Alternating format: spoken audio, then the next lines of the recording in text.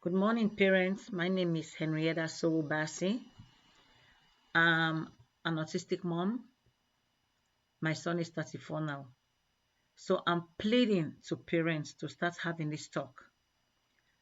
A lot of things happen like divorces. We see parents who have special needs kids and they divorce.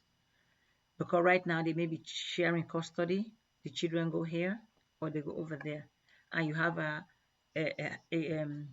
grandmother or an aunt who is able to help you, step in and help you, but they are not the full-time caregivers of that child. You are the primary caregiver. We need to start having the talk. What's going to happen to my child?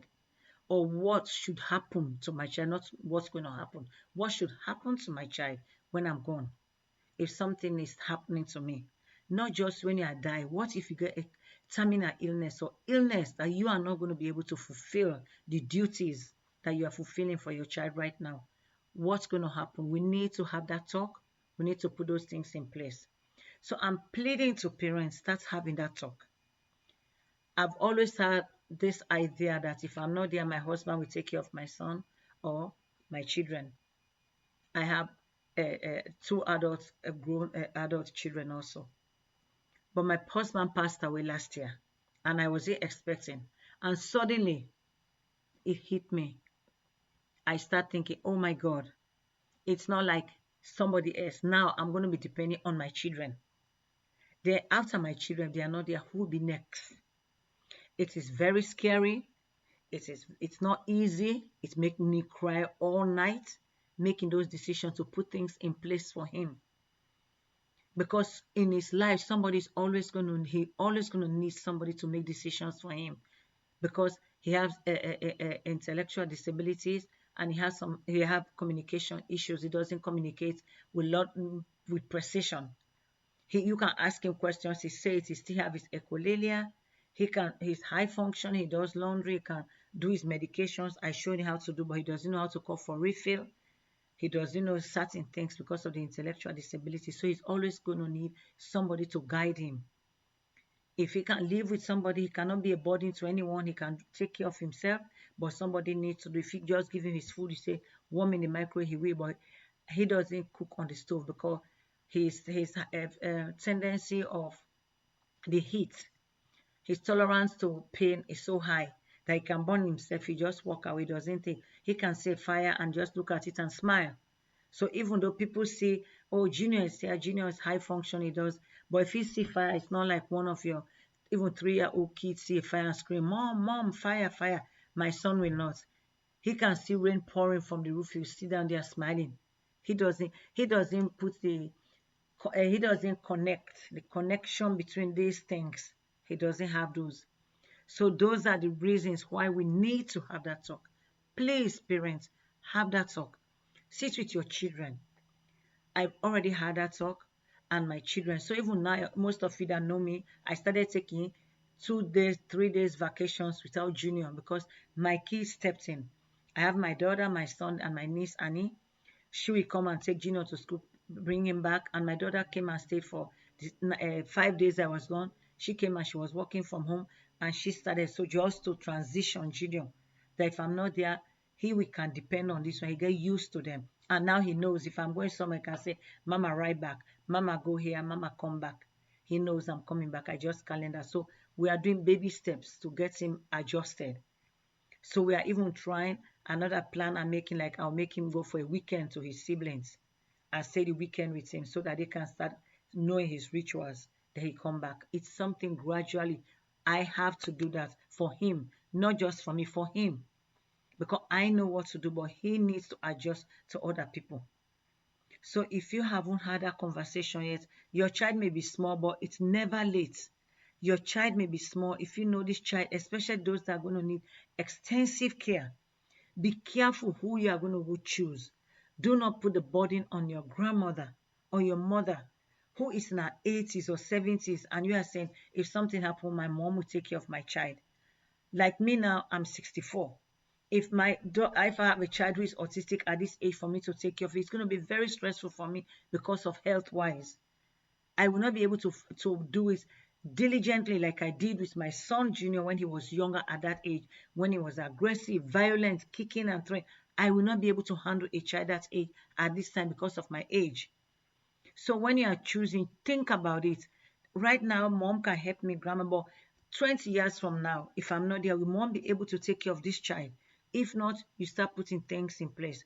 Maybe you can write down in column, cousin can take care, mom can take care of, this person can take care. Then if not, they can put him in a home, a safe home or something. Or if you have a home, you can say he can stay in this home. And if you have the funds, the means, you can stay in the home and you pay somebody to come take care of him. So he live in that environment that he knows. But we need to talk about it. There are so many parents who are dying, who are leaving their children, and these children are lost.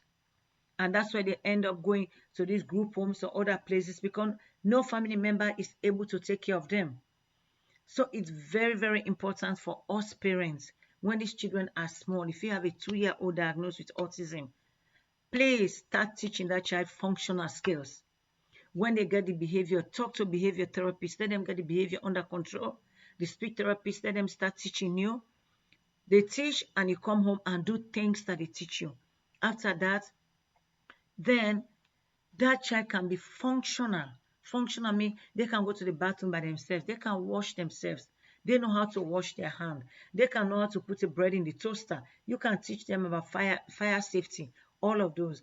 Somebody can supervise them. They can make pancake. They can do things that other children do, but with supervision. If you start doing that, your child can stay with other relatives without much burden. Most people are afraid if they have to be there 24/7 for our children when they have their own life. So you think about that, your child is not their only life. Even if it's my children, I did not want my son to put my children in a vacuum because they are adults, they work, they have their own life. But if he's high function, even if they go on vacation, he can sally around because he can mind his own business and they go and have their own fun. So those are the things I wanted to talk to parents today because it's very sad. I had a friend who passed away and that child is just like lost because they are asking a friend of hers to take care of that child and that friend is like 80 something years old. And I'm looking like, how can she choose? But because she did not have a lot of choices. She did not have a choice who can take care of her child. But now that you are able to make a choice, think about it, discuss it with your adult children. I put my adult kids and I told them, will you be willing to help with Junior? And they told me, Mom, don't worry. Anything happens to you, we will take care of Junior. And they took into place immediately. And they just tell me, when you want to travel, other thing, let us start. So I started with 2 days here, 3 days here. I went to Texas for 5 days. 2 days, go visit my sister. 3 days, go visit my niece and her children. So I started doing baby steps and he was happy when I came back. But for him to get it in his mind that it's going to be okay for mom to go without him. And I'm going to my high school reunion for the weekend in August. He already calendared it. Yes, Mama going Kirosa. August, he already told that. Then when I come back, he and I will go for vacation, a little vacation to my sister in Wisconsin. So I started pulling back a little bit for him to be independent and get used to people. So please, parents, talk about it, discuss with your family, discuss if you have older children, discuss with them. Do not allow what happened to other people to allow to your children because that is the fear. All of us, especially the moms, that is our fear. What's going to happen to my child? But most people have very good support system. They have support system where if something happens, you see, they have family members, brothers, dads, other people thinking those children are going to be okay. But if you don't have a good support system, start thinking about it now. Who are you going to ask to be a guardian for your child when you are gone? May God bless us. May God give us long and healthy lives so that we'll be there for our children. But we know God's time will tell. I love you all and let us continue the fight to fight for our children. Bye-bye.